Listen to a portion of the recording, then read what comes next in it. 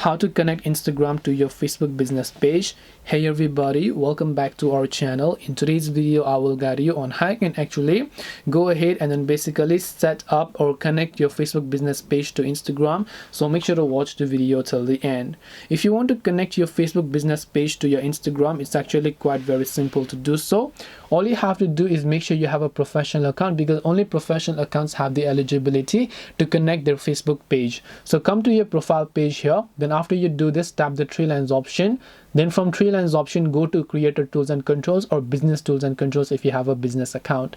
So once you go there, over here you'll find one of the option that says connect or create. So tap on connect to create option. You can say connect or create a Facebook page. So tap on continue, log into your Facebook account, tap on log into Facebook and select the page that you would like to link, and then they'll get successfully linked to your Instagram account.